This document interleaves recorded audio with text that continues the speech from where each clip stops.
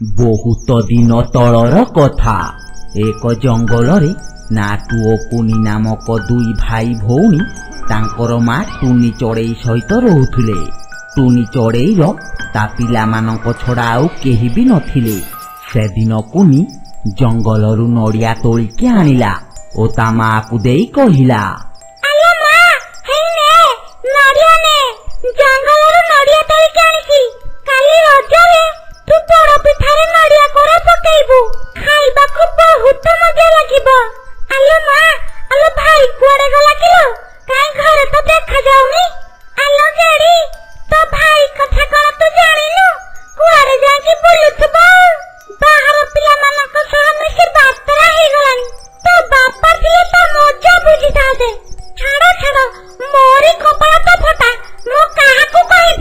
ମା ଟୁନି ଚଢ଼େଇ ଏହା କହିଛି କି ନାଇଁ, ଠିକ୍ ସେଇ ସମୟରେ ନାଟୁ ଘରେ ପହଞ୍ଚିଲା ଓ ତା ମାକୁ ଯାଇ କହିଲା, ଆଲୋ ମା, ଆଲୋ ଦେଲୁ 5,000 ଟଙ୍କା ଦେଲୁ। ଆଜି ରାତିରେ ଆମ ସ୍କୁଲ ଛୁଆ ସବୁ ମିଶିକି ରେଳରେ ପିକନିକ ଯିବେ। ମୁଁ ବି ସେମାନଙ୍କ ସହିତ ଯିବି। କାଲି ରଜରେ ବହୁତ ମଜା ହବ। ଆଲୋ କୁନି, ତୁ ମୋ ସାଙ୍ଗରେ ଯିବୁ କି? ଚାଲୁନୁ, ତତେ ବି ବୁଲେଇ ଆଣିବି। ନାଟୁର କଥା ଶୁଣି କୁନି ବହୁତ ଖୁସି ହୋଇଗଲା ଓ ଭାଇ ଭଉଣୀ ମିଶିକି ତାଙ୍କ ମା ପାଖରେ ଜିଦ୍ ଧରି ବସିଲେ ଯେ ସେମାନେ ରେଳରେ ବସିକି ପିକନିକ ଯିବେ। ଶେଷରେ ମା ଟୁନି ଚଢ଼େଇ ନିଜ ପିଲାମାନଙ୍କ ଜିଦକୁ ଦେଖି ଆଲମାରିରୁ କିଛି ପଇସା ଆଣିଲା। ସେ ତାର ଚୁଡ଼ିକୁ ବିକି ସେ ପଇସା ରଖିଥିଲା। ବିଚାରୀର କେହି ନଥିବାରୁ ପର ଘରେ ଯାଇକି ବାସନ ମାଜେ ଆଉ ଯାହାବି ପଇସା ଆଣେ ସେଇଥିରେ ତାର ଘର ଚଳାଏ। ସେଦିନ ରାତିରେ ଦୁଇ ଭାଇ ଭଉଣୀ ପିକନିକ ଯିବା ପାଇଁ ରେଡି ହୋଇଗଲେ। ମା ଟୁନି ଚଢ଼େଇ ତାର ଦୁଇ ପିଲାମାନଙ୍କୁ ଧରି ଷ୍ଟେସନକୁ ଛାଡ଼ିବାକୁ ଗଲା। ସେତେବେଳକୁ ରାତି ପ୍ରାୟ 1 ବାଜିଲାଣି।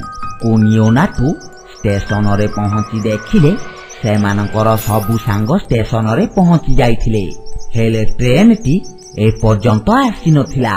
ଠିକ୍ ସେଇ ସମୟରେ ନାଟୁ ତାର ମାକୁ କହିଲା, ଆଲୋ ମା, ଏପର୍ଯ୍ୟନ୍ତ ତ ଟ୍ରେନ ଆସିନି। ଆଉ ତୁ କାହିଁକି ବା ଅପେକ୍ଷା କରିବୁ? ଯା ଘରକୁ ପଳା, ରାତି ବହୁତ ହେଇଗଲାଣି। ନାଟୁର କଥା ଶୁଣି ମା ଟୁନି ଚଢ଼େଇ କହିଲା, ହେଲେ ବାପ, ତମେ 2 ଜଣ ଦେଖିକି ଯିବ। ଯୁଆଡେ ବି ଯିବ ସାଙ୍ଗ ହେଇକି ଯିବ। ବାପରେ, ତୋ ଭଉଣୀଟା ଆଲେମିଟା, ତା ଉପରେ ଟିକେ ନଜର ପକଉଥିବୁ। ଆଉ ଆଜ୍ୟ ବାଜ୍ୟ ଖର୍ଚ୍ଚ କରିବୁନି। ଓହୋ ମା, ତୋର ଖାଲି ସେଇ କଥା। ତୁ ଗଲୁ, ତୁ ଯା, ରାତି ବହୁତ ହେଇଗଲାଣି। ଆମେ ଆମର ପଳେଇବୁ। ଆମେ ପୁରା ବଡ ପିଲା ହେଇଗଲୁଣୁ। ପୁଅର କଥା ଶୁଣି ମା ଟୁନି ଚଢ଼େଇ ଘରକୁ ଚାଲିଗଲା। କିଛି ସମୟ ପରେ ଟ୍ରେନ ଆସିଲା। ଟ୍ରେନ ଆସିବା ଦେଖି ସମସ୍ତେ ବହୁତ ଖୁସି ହୋଇଗଲେ ଓ ଟ୍ରେନରେ ଚଢ଼ି ନିଜ ନିଜ ଜାଗାରେ ବସିଗଲେ। କୁନି ତା ଭାଇ ନାଟୁ ପାଖରେ ବସିଲା। ଠିକ୍ ସେଇ ସମୟରେ କୁନି ତା ଭାଇ ନାଟୁକୁ କହିଲା, ଆଲୋ ଭାଇ, ଆମେ ତ ପିକନିକ ଯାଉଛେ, ହେଲେ ଏପର୍ଯ୍ୟନ୍ତ ମୁଁ ଜାଣିପାରିଲିନି ଆମେ କୁଆଡେ ଯାଉଛେ, କୋଉ ଜାଗାରେ ପିକନିକ କରିବା। ଆଲୋ ଭଉଣୀ, ମୁଁ କଣ ସେ ଜାଗାକୁ କେବେ ଯାଇଛି? ସେ ଜାଗା ନାଁଟା କଣ ତ ମୋର ତ ମନେ ପଡୁଛି। ହଁ, ଜୋରାସିକ ପାର୍କ। ଆମେ ଜୋରାସିକ ପାର୍କ ଯାଉଛେ। ତୁ ଫିଲ୍ମରେ ଦେଖିନୁ ଜୋରାସିକ ପାର୍କରେ କେତେ ବଡ ବଡ ଡାଇନୋସର ଅଛନ୍ତି? ଆମେ ସେଇଠିକି ଯାଉଛେ। ଆଲୋ ହଁ, ତତେ ଗୋଟେ କଥା କହୁଛି, ସେ ଡାଇନୋସର ମାନଙ୍କ ପାଖକୁ ଯିବୁନୁ। ସେମାନଙ୍କ ଭିତରୁ କିଛି ମାଂସାଶୀ ପ୍ରାଣୀ ଅଛନ୍ତି, ଆଉ କିଛି ଅଛନ୍ତି ଶାକାହାରୀ। ସେ ମାଂସାଶୀ ପ୍ରାଣୀ ମାନେ ବହୁତ ଡେଞ୍ଜର। ସେମାନେ କଞ୍ଚା ମାଂସ ଖାଆନ୍ତି। ତୁ ଚାଲେ, ସେଠି ଦେଖିବୁ କେତେ ବଡ ବଡ ଡାଇନୋସର। କୁନି ତା ଭାଇର କଥା ଶୁଣି ବହୁତ ଖୁସି ହୋଇଗଲା, କାରଣ ସେ ତା ଜୀବନରେ କେବେ ବି ଡାଇନୋସର ଦେଖିନି। ଏମିତି କିଛି ସମୟ ଭିତରେ ସେମାନେ ଜୋରାସିକ ପାର୍କ ପାଖାପାଖି ହୋଇଗଲେ। ଏଣେ ରାତି ପାହି ପାହି ଆସୁଥିଲା। ଅଚାନକ ଟ୍ରେନଟି ଯାଉ ଯାଉ ଜଙ୍ଗଲ ମଝିରେ ଅଟକିଗଲା। ଠିକ୍ ସେଇ ସମୟରେ ମାଙ୍କଡ ଭାଇ ଆସି ସମସ୍ତ ଚଢ଼େଇ ମାନଙ୍କୁ କହିଲା, ଶୁଣ, ସମସ୍ତେ ମନ ଦେଇକି ଶୁଣ। ଏ ପାଖରେ ଗୋଟିଏ ପୋଖରୀ ଅଛି। ଯିଏ ବି ଗାଧେଇବାକୁ ଚାହୁଁଛ ଯାଅ, ସେ ପୋଖରୀକୁ ଯାଇ ଜଲ୍ଦି ଗାଧେଇକି ଆସ। ଆଉ ହଁ, ଆଗକୁ ଟ୍ରେନ ଯିବ, ଆଉ କେହି ବି ଟ୍ରେନରୁ ବାହାରିବେନି। ଟ୍ରେନ ବାହାରକୁ ଗଲେ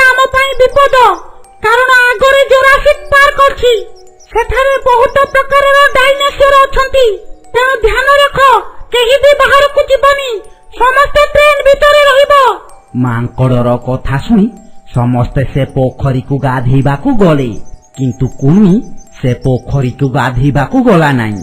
ସେ ତାର ଭାଇକୁ କହିଲା, ଆଲୋ ଭାଇ, ତୁ ଯା ପୋଖରୀରେ ଗାଧେଇକି ଆସିବୁ, ମୁଁ ଗାଧେଇବିନି।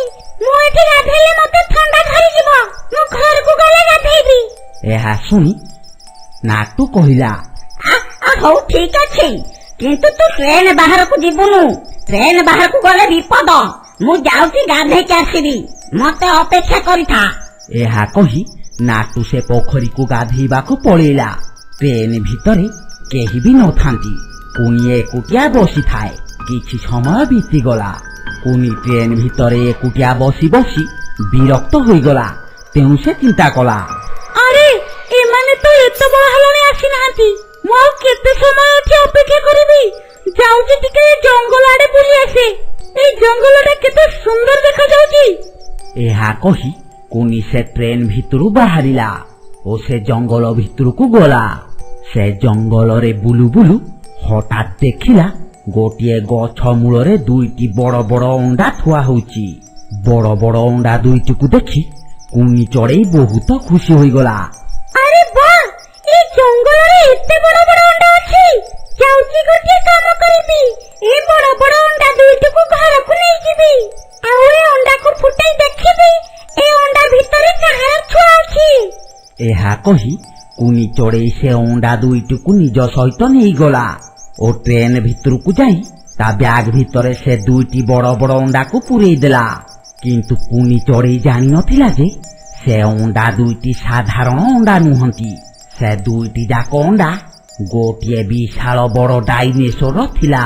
ଠିକ୍ ସେଇ ସମୟରେ ସମସ୍ତେ ସେ ପୋଖରୀରୁ ଗାଧୋଇକି ଆସିଲେ ଓ ନିଜ ନିଜ ଟିଫିନ ବାହାର କରି ଖାଇବାକୁ ଲାଗିଲେ।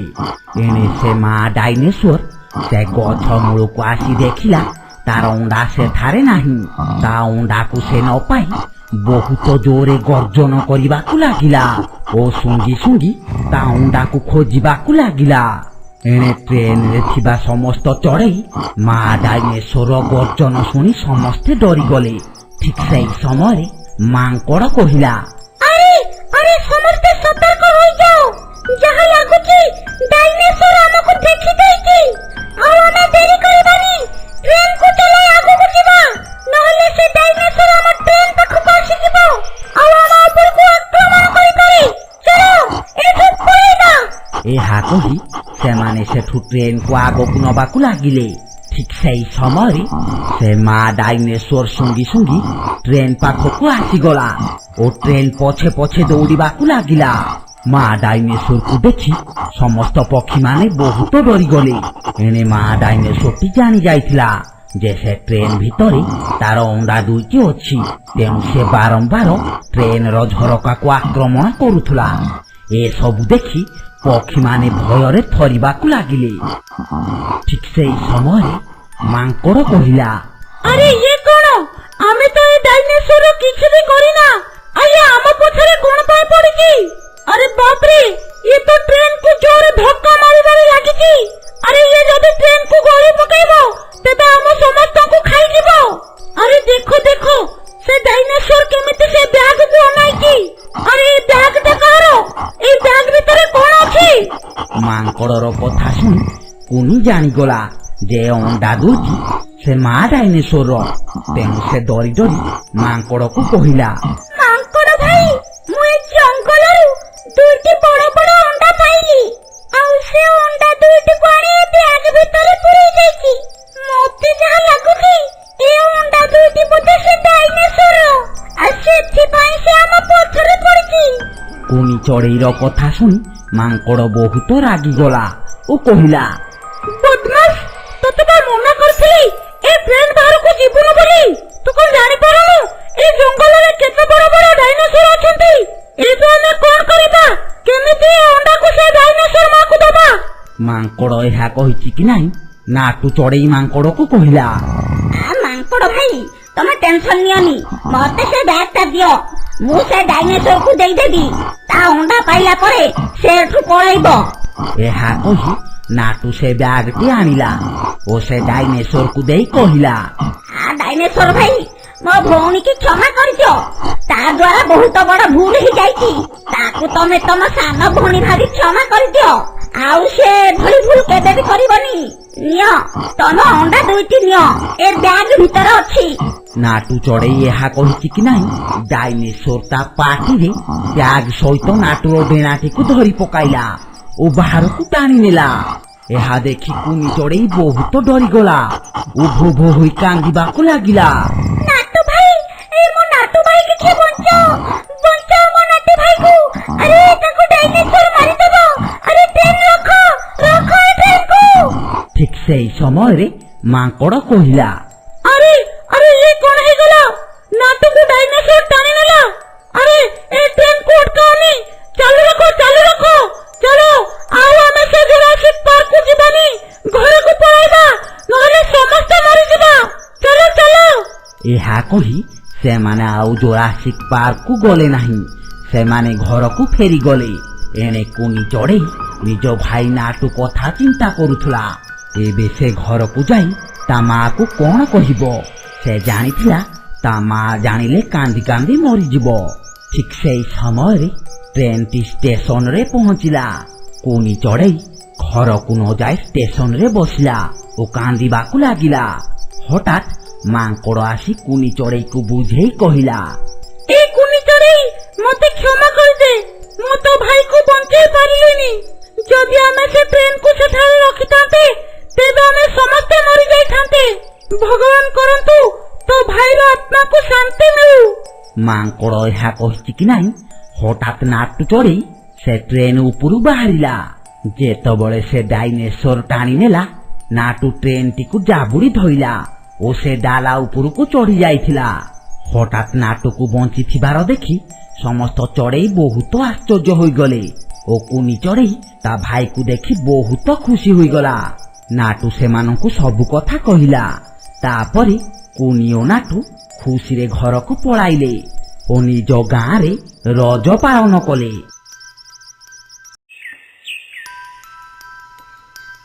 ବହୁତ ଦିନ ତଳର କଥା। ଗୋଟେ ଜଙ୍ଗଲରେ ଗୋଟେ ଟିକି ଚଢେଇ ତାର କୁନି ଛୁଆ ସହ ରହୁଥିଲା। ମା ଟିକି ଚଢେଇର କୁନି ଛୁଆ ବ୍ୟତୀତ କେହି ନିଜର ବୋଲି ନଥିଲେ। ଚଢେଇ ମା ନିଜର ଛୁଆ ଚଢେଇ ସହ ବହୁତ ଖୁସିରେ ନିଜ ବସାରେ ରହୁଥିଲା। ଏମିତି କିଛି ଦିନ ବିତିଗଲା। ସେଦିନ ଟିକି ଚଢେଇ ଛୁଆ ବହୁତ ଖୁସି ଥିଲା, କାରଣ ରାତି ପାହିଲେ ରଜ। ଟିକି ଚଢେଇ ଛୁଆ ତାର ମା ପାଖକୁ ଯାଇ କହିଲା, ମାମା, ତୁ ଏଠି ଏକୁଟିଆ ବସି କଣ ଭାବୁଛୁ? ରାତି ପାଇଲେ ପରା ରଜ। ତୁ କଣ ଜାଣିନୁ? ରଜରେ ସବୁ ଜୀବଜନ୍ତୁ ନିଜ ନିଜ ଘର ଆଗରେ ଦୋଳି ଲଗାଉଛନ୍ତି। ଆଜି ନିଜ ନିଜ ଘରେ ପୋଡପିଠା କରୁଛନ୍ତି, କିନ୍ତୁ ଆମ ଘରେ ତୁ ଏପର୍ଯ୍ୟନ୍ତ କିଛି ବି କରିନୁ। ଟିକି ଚଢେଇ ଛୁଆର କଥା ଶୁଣି ମା ଚଢେଇ କହିଲା, ଆଲୋ ମା, ତୁ ତ ଜାଣିଛୁ ଘରେ ବିରି ନାହିଁ କି ଚାଉଳ ନାହିଁ, ରଜରେ ପିଠା କେମିତି କରିବା? ହେଲେ ତୁ ବ୍ୟସ୍ତ ହୋନି, ମୁଁ କାଲି ଜଙ୍ଗଲ ସାରା ବୁଲି ବୁଲି ସମସ୍ତଙ୍କ ଘରକୁ ଯିବି, ଆଉ ତୋ ଲାଗି ପୋଡପିଠା ମାଗିକି ଆଣିବି। ଏହା କହି ମା ଚଢେଇ ଜଙ୍ଗଲ ଭିତରକୁ ଖାଦ୍ୟ ସଂଗ୍ରହ କରିବାକୁ ଚାଲିଗଲା। ଏଣେ ଟିକି ଚଢେଇ ଛୁଆଟି ଜଙ୍ଗଲ ଭିତରକୁ ବୁଲିବାକୁ ଗଲା। କିଛି ବାଟ ଗଲା ପରେ ସେ ଦେଖିଲା ଗୋଟେ ବିରାଟ ବରଗଛରେ ଗୋଟେ ଦୋଳି ଲାଗିଛି। ଚଢେଇ ଛୁଆଟି ଦୋଳିକୁ ଦେଖି ବହୁତ ଖୁସି ହୋଇଗଲା ଓ ଦୋଳି ପାଖକୁ ଦୌଡ଼ି ଦୌଡ଼ି ପଳାଇଗଲା। କିନ୍ତୁ ସେ ଜାଣିନଥିଲା ସେ ଦୋଳି ଲାଗିଥିବା ଗଛ ଉପରେ ଗୋଟେ 3 ମୁଣ୍ଡ ପିଶାଚୁନି ଥିଲା। ସେ ପିଶାଚିନିଟି ସେ ଗଛ ଉପରେ ଶୋଇଥିଲା। ଠିକ୍ ସେଇ ସମୟରେ ସେ ଚଢେଇ ଛୁଆଟି ଦୋଳି ଉପରେ ବସି ଝୁଲିବାକୁ ଲାଗିଲା ଓ ଦୋଳି ଖେଳି ଖେଳି ମନେ ମନେ ବହୁତ ଖୁସି ହଉଥିଲା। ହଠାତ୍ ଦୋଳି ଶବ୍ଦ ଶୁଣି ପିଶାଚିନିର ନିଦ ଭାଙ୍ଗିଗଲା। ପିଶାଚିନି ଗଛ ଉପରେ ଥାଇ ଦେଖିଲା ଗୋଟେ ଟିକି ଚଢେଇ ଛୁଆ ତାର ଦୋଳି ଉପରେ ବସିଛି। ଏହା ଦେଖି ପିଶାଚିନି ବହୁତ ଖୁସି ହୋଇଗଲା। ସେ ମନେ ମନେ ଭାବିଲା, ଆରେ ବାଃ, ଆଜି ଏ ଚଢେଇ ଛୁଆଟିକୁ ମାରି ଖାଇବି। ଏ ଚଢେଇ ଛୁଆଟିର ମାଂସ ବହୁତ ସ୍ୱାଦିଷ୍ଟ। ହେଲେ ଚଢେଇ ଛୁଆଟିକୁ ଖାଇଲେ ମୋର ପେଟ ପୁରିବନି। ଯାଉଛି ଗୋଟିଏ କାମ କରିବି, ଏ ଚଢେଇ ଛୁଆ ଭିତରେ ପଶିଯିବି ଆଉ ରଜ 3 ଦିନ ଯାକ ଜଙ୍ଗଲରେ ବୁଲି ବୁଲି ସବୁ ପଶୁ ପକ୍ଷୀଙ୍କୁ ମାରି ଖାଇବି, କେହି ବି ଜାଣିପାରିବେନି। ପିଶାଚିନି ଏହା ଭାବି ସେ ଟିକି ଚଢେଇ ଛୁଆ ଭିତରେ ପଶିଗଲା। হঠাৎ ଟିକି ଚଢେଇ ଛୁଆର ଆଖି ଲାଲ ହୋଇଗଲା। ସେ ଉଡି ଉଡି ତା ବସାକୁ ଚାଲିଗଲା। ତା ପରଦିନ ସକାଳୁ ସକାଳୁ ସେ ଭୂତିଆ ଟିକି ଚଢେଇ ସବୁ ଜୀବଜନ୍ତୁକୁ ମାରି ଖାଇବା ପାଇଁ ଜଙ୍ଗଲକୁ ଗଲା। ସେଦିନ ରଜ ଥିବାରୁ ସମସ୍ତ ଜୀବଜନ୍ତୁ ବହୁତ ଖୁସିରେ ଦୋଳି ଖେଳି ଗୋଡ଼ି ଉଡାଉଥାନ୍ତି।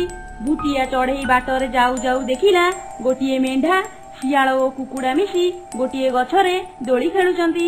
ଭୂତିଆ ଚଢେଇ ସେ 3 ଜଣଙ୍କୁ ଦେଖି ବହୁତ ଖୁସି ହୋଇଗଲା ଓ ସେମାନଙ୍କୁ ମାରି ଖାଇବାକୁ ତାଙ୍କ ପାଖକୁ ଗଲା ଓ କହିଲା, ଆରେ ବା, ତୁମ ଦୋଳି ତ ଭଲ ଝୁଲୁଛି, ହେଲେ ମୋ ଦୋଳି ତୁମ ଦୋଳିଠୁ ବହୁତ ଭଲ ଝୁଲୁଛି।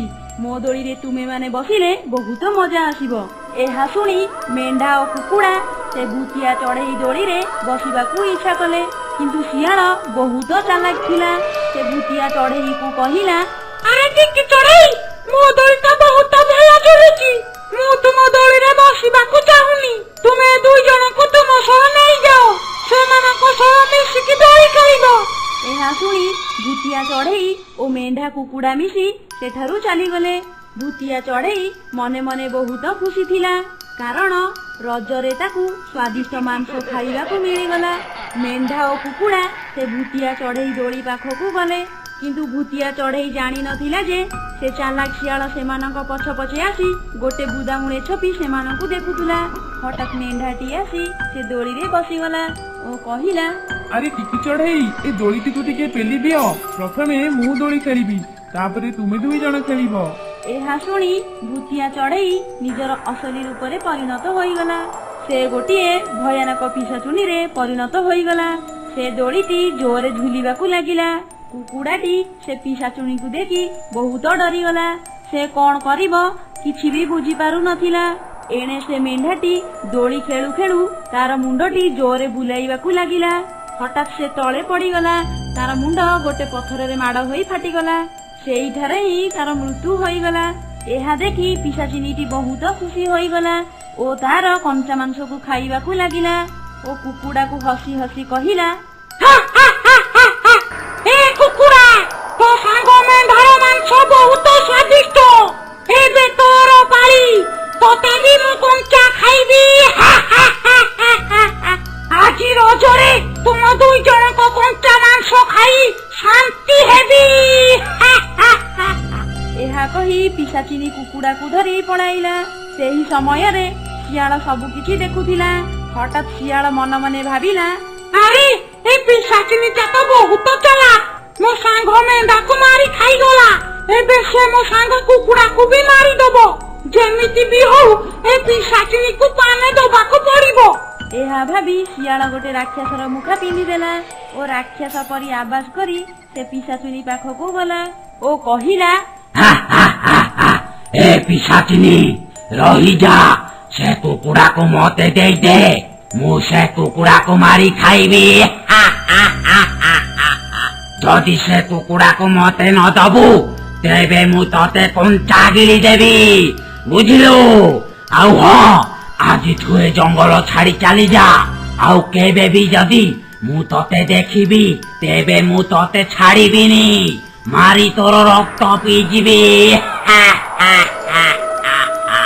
ଏହା ଶୁଣି ପିଶାଚିନୀ ବହୁତ ଡରିଗଲା ଓ ସେ କୁକୁଡ଼ାକୁ ଛାଡ଼ି ଦେଇ ଜଙ୍ଗଲ ଭିତରକୁ ଚାଲିଗଲା। ଏଣେ କୁକୁଡ଼ା ନୂଆ ଜୀବନ ପାଇଁ ବହୁତ ଖୁସି ଥିଲା ଓ ସେ ମୁଖା ଭିତରେ ଥିବା ଶିଆଳ ରାକ୍ଷସ ମୁଖାରୁ ବାହାରି କୁକୁଡ଼ା ସହ ନିଜ ଘରକୁ ପଳାଇଲା।